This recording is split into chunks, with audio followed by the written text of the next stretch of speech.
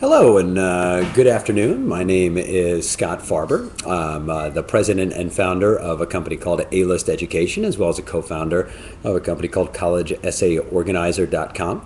And I'm here this afternoon to talk about the college essay. I'd like to welcome people from wherever they might be signing in from on the East Coast, West Coast, spread across the country, and I know some from around the world.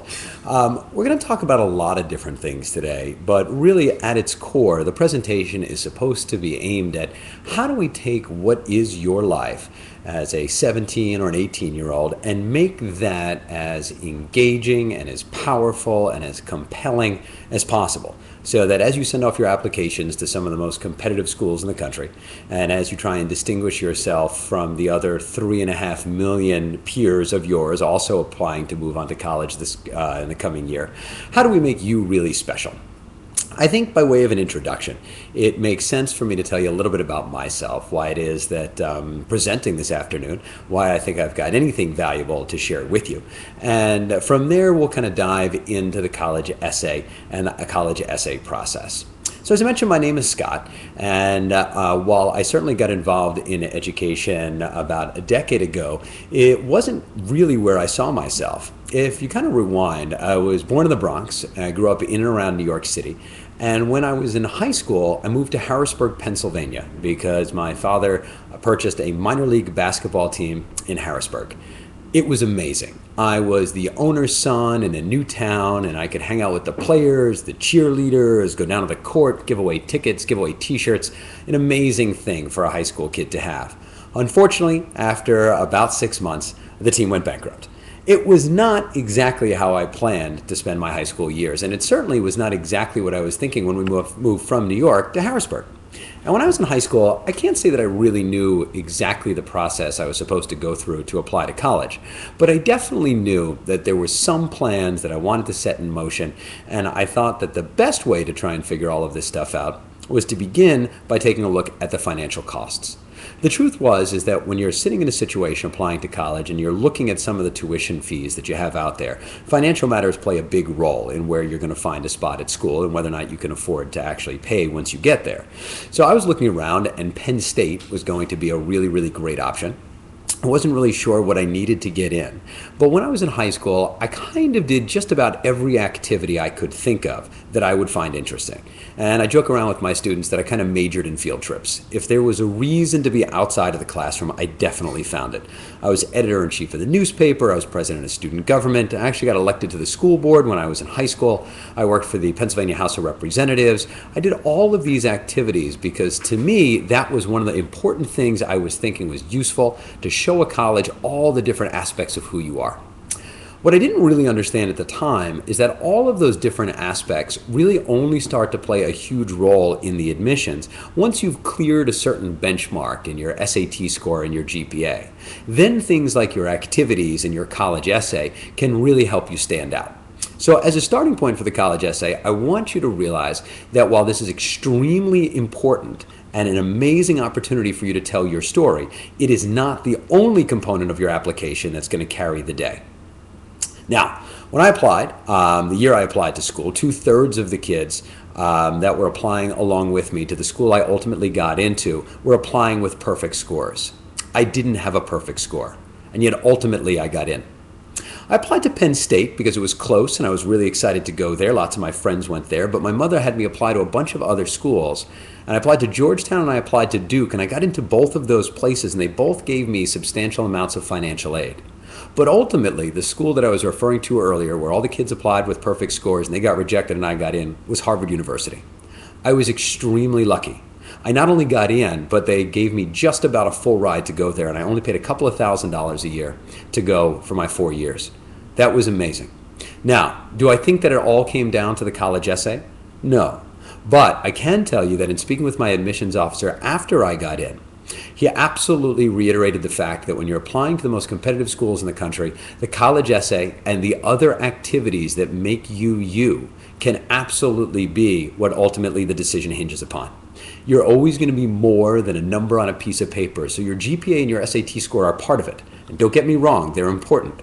But when you're applying to the best places, ultimately the college essay and some of those activities can help you kind of push from being just on the edge to being able to push just past some of the other competition.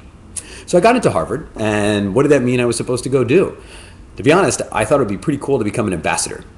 That to me seemed like an amazing job. I could move overseas, I could wind up with a mansion, I'd have a driver, I could go out and commit crimes, I'd have diplomatic immunity. Yeah, well, it turns out that studying international relations at Harvard University, while a great track, doesn't exactly give you a chance to become an ambassador at 22. I was kind of disappointed to find this out. So at the end of my 4 years, I moved to South America. Now, my mother, not impressed with that plan. She was like, "What is wrong with you? Why don't you get a real job?" I said, "Mom, easy now. The truth is I don't know exactly what I want to do.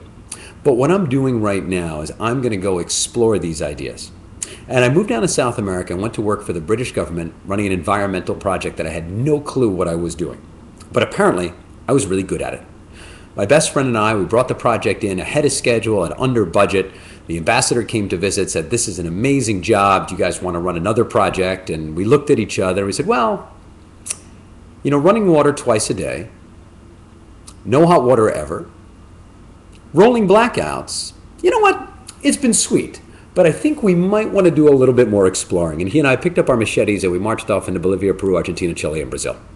For 13 months, we wandered through the Andes, we wandered through the Amazon. We had an amazing experience.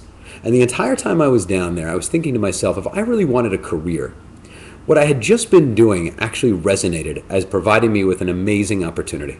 How do you have an impact on somebody's life that outlasts your time that you spend with them?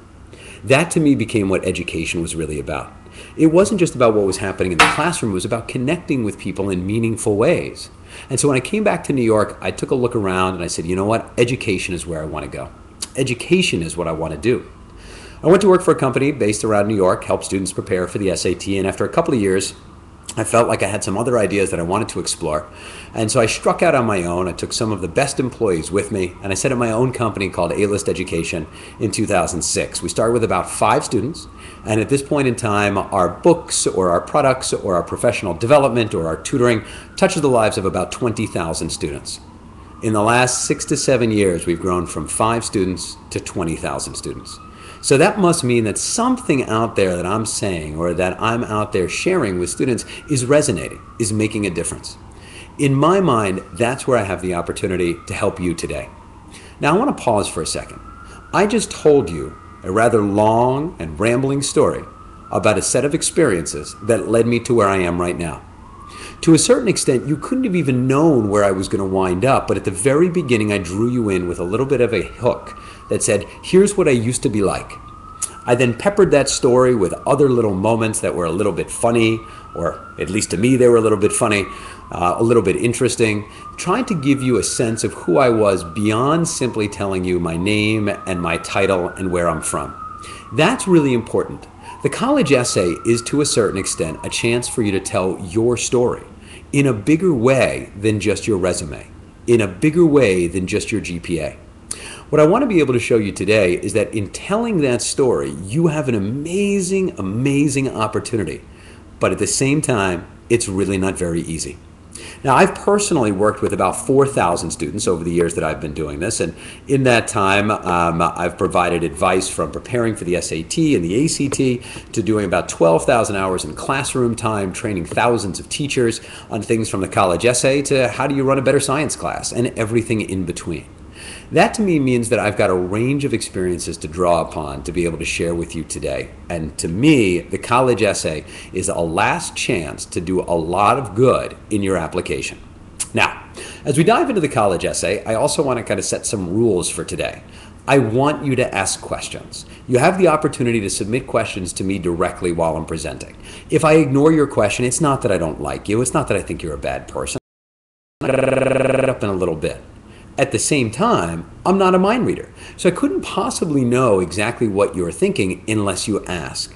So don't be shy. Send me notes. Say, listen, is this a good topic? Hey, Scott, I'm wondering about this. Oh my God, I'm having a meltdown. I'm crying hysterically, and I'm just about ready to not apply to college at all. What can I do? Send me that question. Okay, now that I've laid the ground rules, which means number one, get engaged. Number two, ask as many questions as possible. Number three, I want you to pay attention to the steps that I consider to be crucial to help you write a great college essay. So, what do we want to think about as we go through all of this? I call this an overview of the process. Step one is the interview. Step two, brainstorming. Step three, drafting and revising. And step four, the final draft. Now, most students start off with an idea for a college essay as if they should pick their theme first, like my life is a big red shoe or something else equally cliched and stupid. I discovered that I'm really, really happy with who I am because I had this one epiphany on the top of a mountaintop.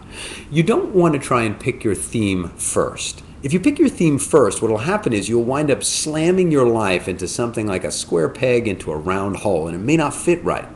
I call it the interview because what I want you to be able to do is I want you to be able to explore a number of different topics. The interview, to me, is really about saying, what makes me me?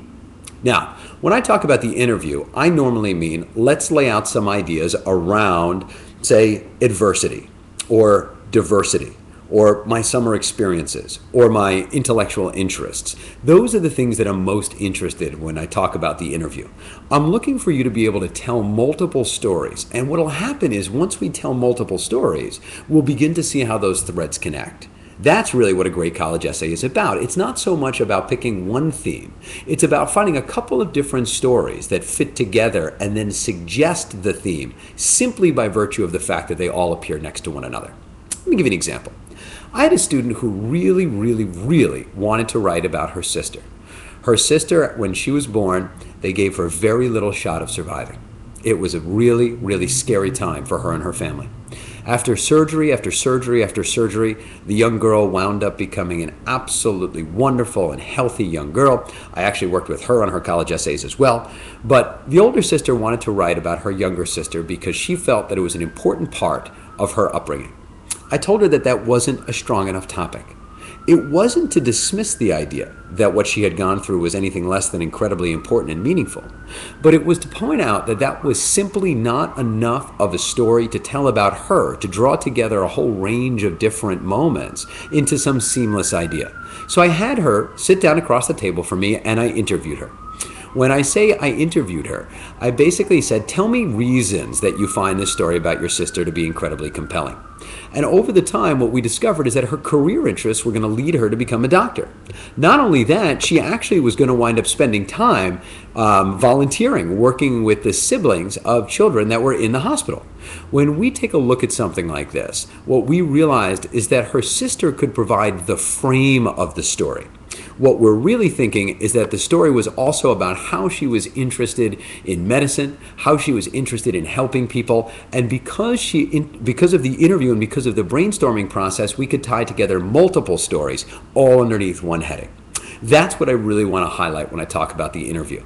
It's to explore a lot of different topics because we don't know what's going to fit together well. The second part when we talk about brainstorming is once we start to elicit some of these stories, what we want to be able to do is take a number of them in different directions. Even ones that you may not recognize right out of the gate that could be extremely relevant, you want to start exploring because they might wind up being necessary for your supplemental essays. The personal statement, remember, is just one part of what may be a number of different essays. Most students that we work with and most parents that we talk to have a very mistaken idea of how the college essay process works. And they think of it as just one essay. But that's not really the case. In truth, many colleges are going to require more than one essay. For instance, why do you want to go to my school? Why do you want to study biology? What was your most important activity?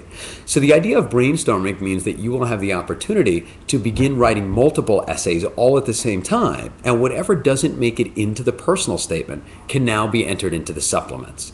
That means that you'll have a better opportunity to tell your complete story to the college. Why? Because once we put down everything that was important to you, the parts that made it into the personal statement, maybe those fit together under one theme, but the parts that didn't make it into the personal statement, we would now have the opportunity to drop into other essays, which means that the college gets to see all of the different pieces that make you you. Drafting and revising is the next step. After you've begun brainstorming and after you've kind of identified some topics that really do fit together, you now have to start to put together the essay itself. If you're listening to this and we're taking a look at, say, the end of October, you're probably thinking one of two things.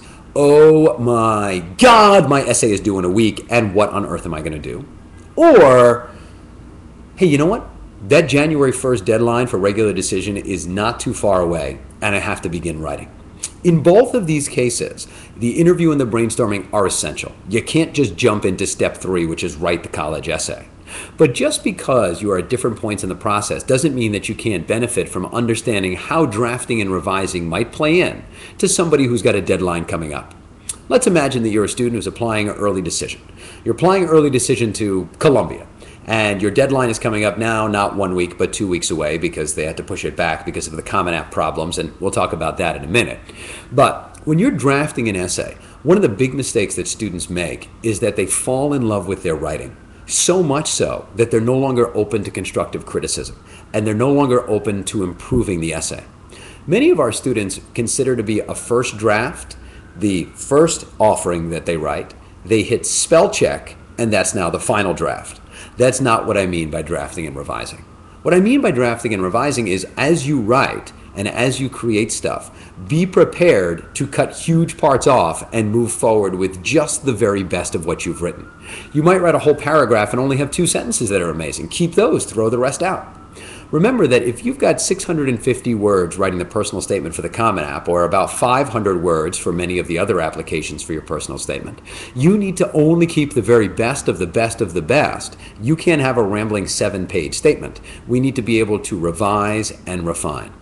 Then we wind up getting to the final draft. The final draft is, of course, when you start soliciting those final comments of, do all these pieces fit together? Did I tell the story I meant to tell? All of the different things that are the final comma checks, and did this semicolon go in the right place? That's what we're thinking about for the final draft. Now, as I've been explaining these steps, I've actually gotten a couple of questions. Let's see. Oh, interesting.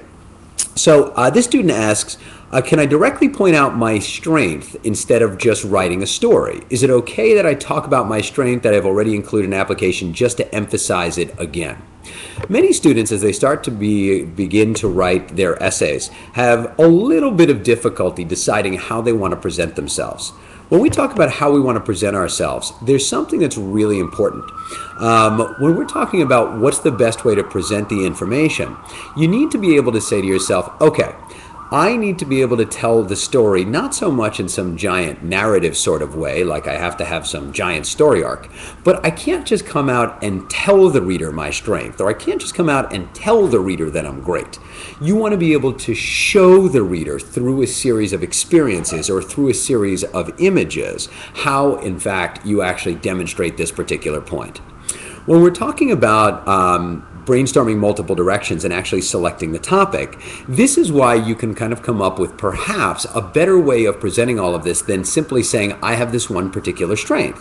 For argument's sake, the student that asked me the question about the strength, let's just say that your strength was leadership, and you wanted to be able to share how your leadership was so important not only to you, but to your community. Awesome. But that doesn't mean you want to tell me time and again how leadership is important. You want to show me how leadership is important. And because you've brainstormed multiple directions, what you've done is you've given me 6 different times that leadership has been valuable. Once in a club, once on the field, that kind of stuff can be really, really great. That's why when we talk about brainstorming multiple directions, you might be able to go beyond simply talking about the strength in one direction, but in many directions. Now, I also want to highlight that presenting the right image is extremely important. There's a quote that I put up there, and it's from, I believe, Dean Fitzsimmons at Harvard. And it's not just because I like Harvard, but quite simply because it was a great quote. He said, a good essay can heal the sick, but can't raise the dead. That's really, really important as you think about what you're going to select for your topic. If what you're going to try and do is prove that you are the most amazing thing since sliced bread, you want to make sure that you understand that you also can't just go and say 10 times in a row, I'm the most amazing thing since sliced bread.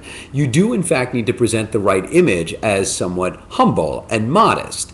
If you try and go too far to use the essay to scream from the mountaintops that you're the greatest applicant ever, you probably will wind up making the opposite point.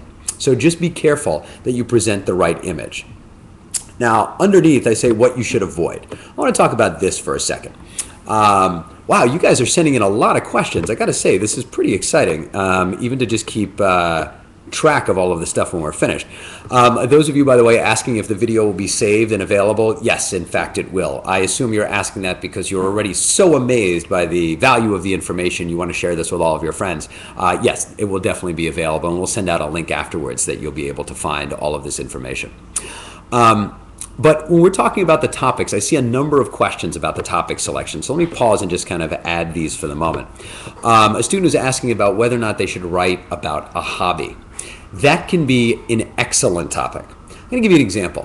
One of my students wanted to really write about his science experience.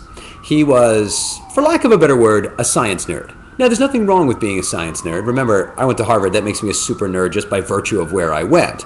I, of course, wear glasses. I used to stay in on Friday nights. No, I probably didn't stay in that much. But, you know, I spent a lot of time doing homework. The idea that you're trying to present something bigger than one image comes into play here. So he was trying to avoid coming across as just a science nerd.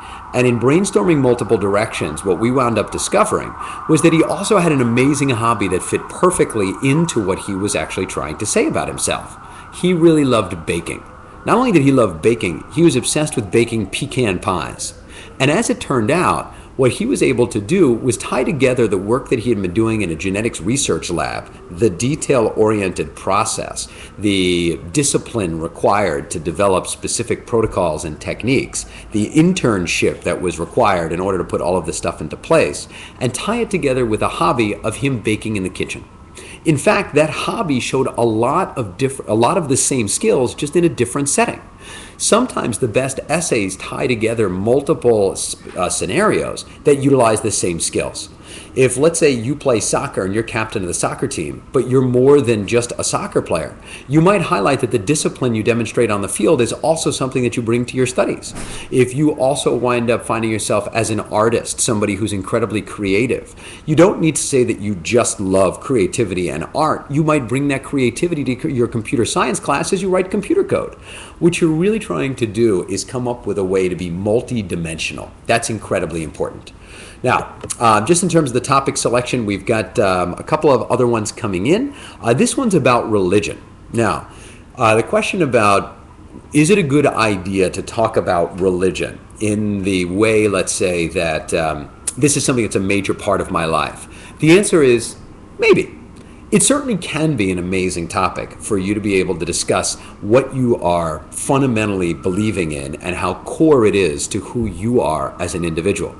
Especially if you wind up pursuing that religion as more than a weekend exercise. And there's nothing wrong with just making religion a regular tradition on a weekend. Going to services on a Friday night for Shabbat or going to Sunday church services can certainly be something that's part of a valuable tradition. But if you're also pursuing this in a higher order of education, that could also be very important.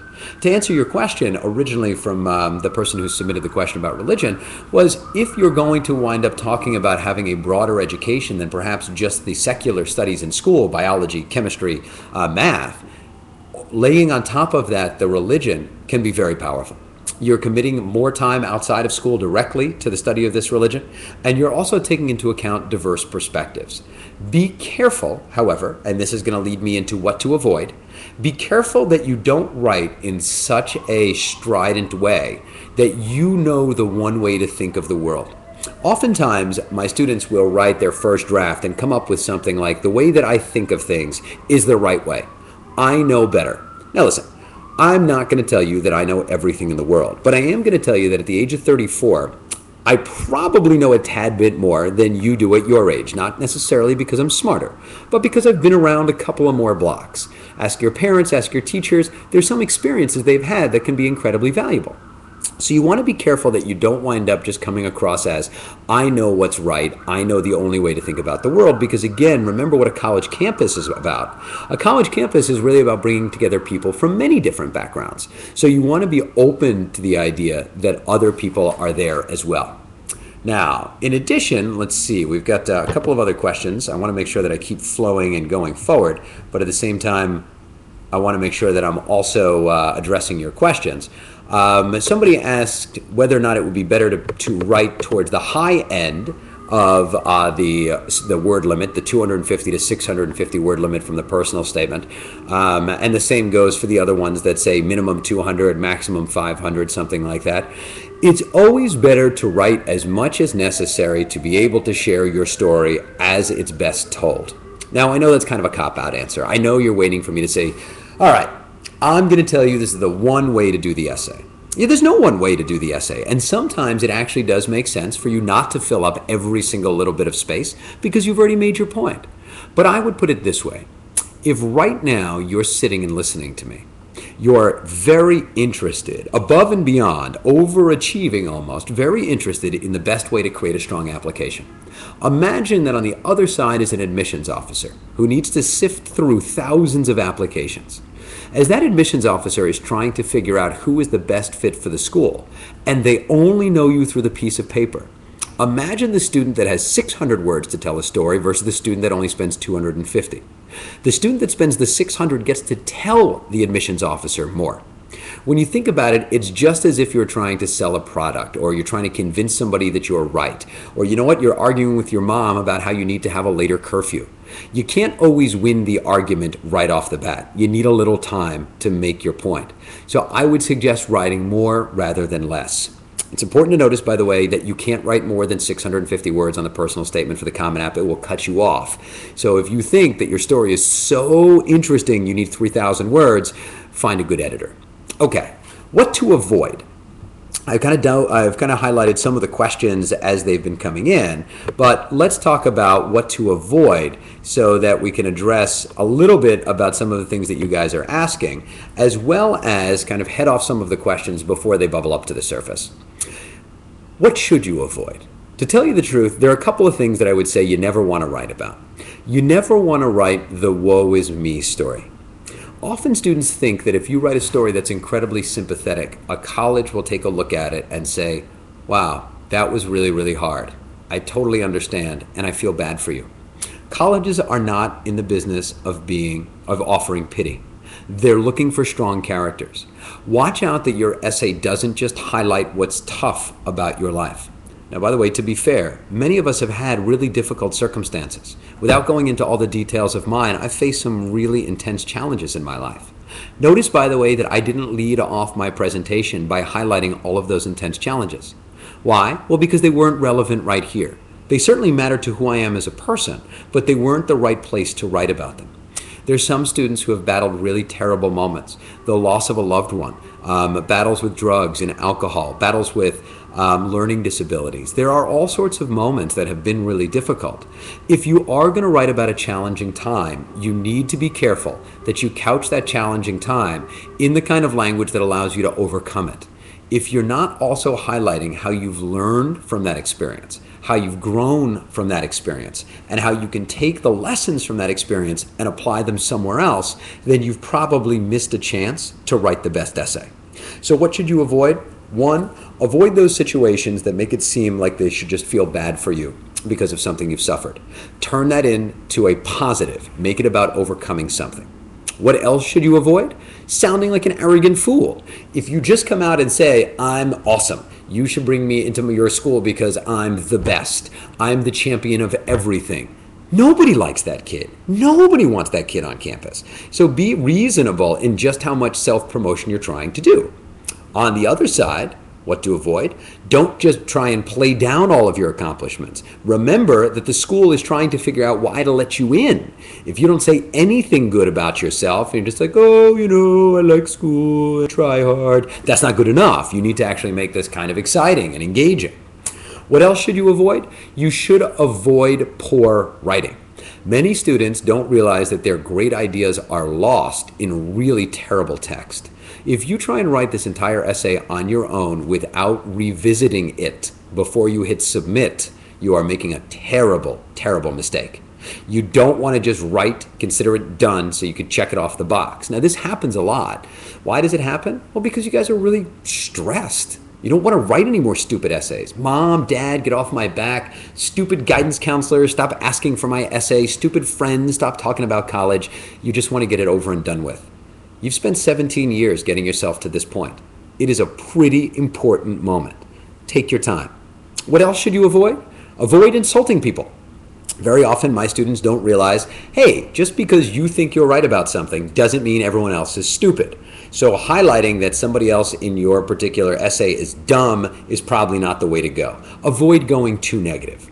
Also, when you're looking for stuff to avoid profanity. Some of our students think that it's more authentic to begin swearing. Well, there are ways to share very, let's say, challenging moments without resorting to profanity. For instance, when I work with my students on the SAT and they make careless math mistakes, I refer to those mistakes as RTFQ. For those of you out there who don't know what that means, it stands for read the full question. Now, notice no profanity, and yet it accomplished the same point. You can avoid trying to step into the I'm too cool to be bound by any kind of legitimate rules. Be careful the image that you present. Now, beyond what to avoid, I also would like you to take a look down at the bottom bullet point here, identifying all the essay requirements.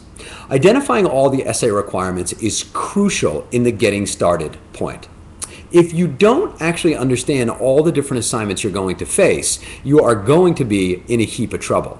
Why? Because you may not realize that some of the stories that you want to use for, say, your personal statement might be better suited to supplement somewhere else. You may not realize that the 5 stories you want to incorporate to my personal statement, you should only go with 2, so 3 of them can be somewhere else. You might want to make sure you know all your essay requirements. You don't spend the next 2 months writing the greatest personal statement ever and forget that you have 17 other essays. To that end, I would like to highlight that there are places for you to go find out your essay requirements. Now, your essay requirements can come and it's useful for you to know where they are. There are a couple of different places for you to go look. And in my experience, there have been a couple of moments of late that have had people a little bit worried about where to actually get all of their essay questions. The Common App, for those of you who have been using it, have been experiencing a bunch of technical issues. In fact, based on the corner of my screen, I might also have been experiencing. That's just something that you might see in the world that we live in today that's so technologically oriented. The Common App is where students go for about 400 or 500 colleges that have put their applications all in one place to make your life easier. The Common App is really, really great because it can be a great way for you to cut down on redoing application after application. The difficulty is that the Common App has had real trouble making sure that all of the questions are accurate. All of the supplements for the colleges actually have all the questions they need. And that is really troubling. The New York Times wrote a story about papers, have written about this recently. It's one of those difficult situations because you guys are a little bit under the gun. I started a website called College Essay Organizer that has a free search for your college essay questions.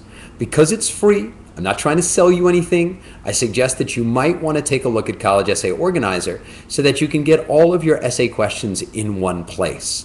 The Common App, while they have them all in one account, you have to click through each of the different supplements, so you may not easily be able to identify all of your requirements at the beginning.